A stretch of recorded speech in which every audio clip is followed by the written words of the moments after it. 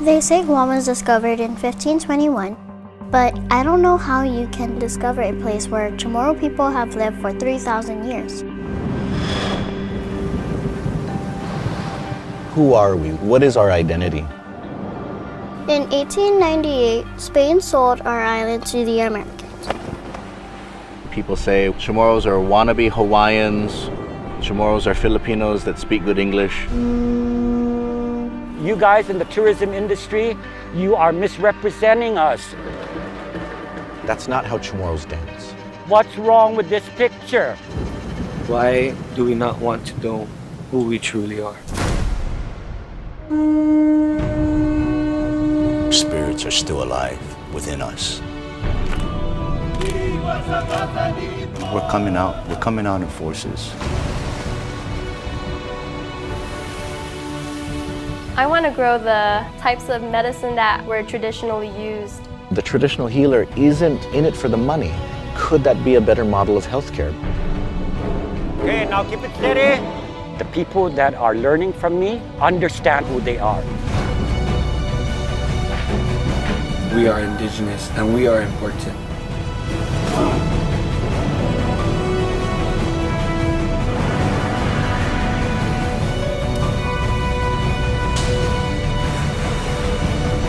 Just be proud of who you are and don't forget that you are Chamorro.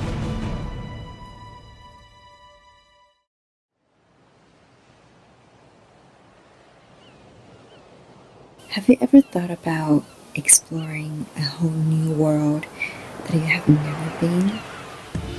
Or have you ever wanted to experience and understand a whole new culture that you have never known? I have. Being in the mainland China for 20 years, I have always dreamed about life on the beach. I wonder how it would feel like to be showering in the sunshine, going fishing in the ocean, and dancing to the moonlight. I said to myself, probably the luckiest people in the world are the people who are living on the island. However, I barely knew anything about any island. Then I started searching. I wanted to know more, learn more, and experience more about this mysterious island culture that I have always been strongly curious about.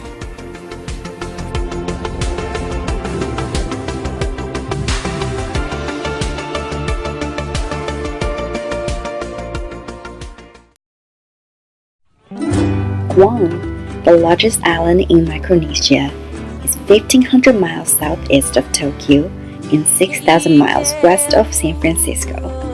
It has an area of 212 square miles, is about 550 square kilometers. A high limestone plateau forms the northern region.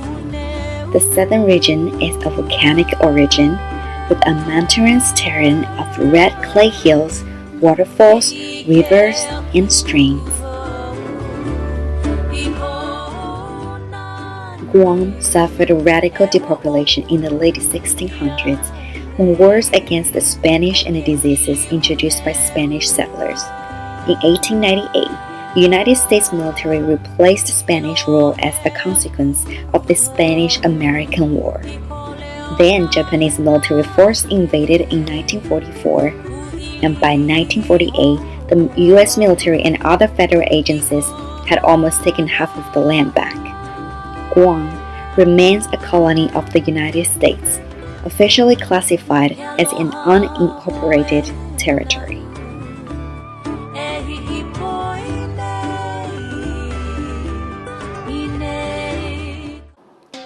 Guamanians also call themselves Chamorros, and in addition to the indigenous Chamorros and stateside Americans, Guam boasts large populations of Filipinos, Chinese, Japanese, Koreans, and Micronesian islanders, as well as a few Vietnamese, Indians, and Europeans.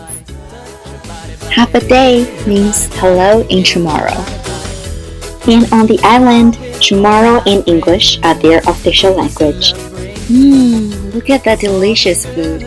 Chamorros always host fiestas in San Diego as well, and I have been to 2 of them, and the food was delicious and people are really nice.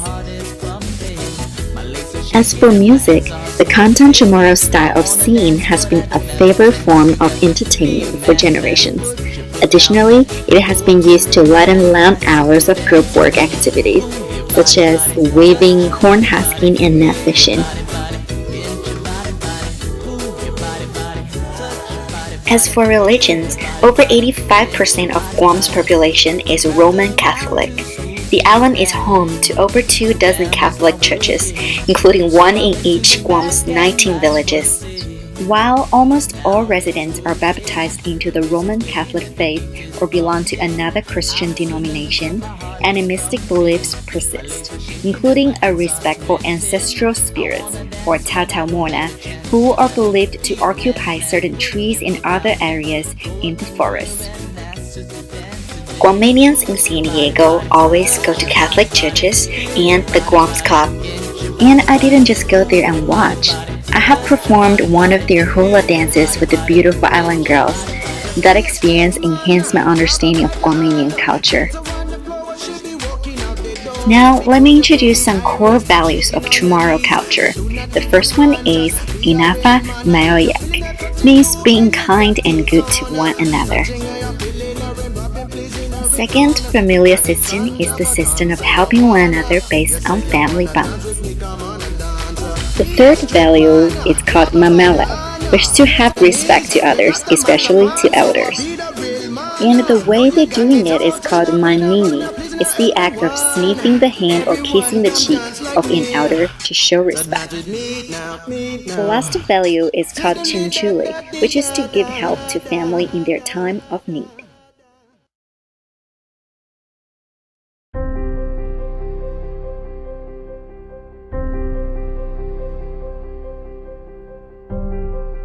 Understanding is our culture that our parents teach us what they've learned from their parents. What I think Guamanians like to do is like to have parties and have people over. Very family oriented. Like, all of our family members are like our best friends and who we hang out with. So as we grow up, we follow the tradition of our speaking the language, but most of the kids nowadays speak English only. We didn't grow up with the language. My parents felt it would be harder for us to learn English if we were taught Guamanian at home, which is sad because it's one thing I probably would have wanted to learn the most.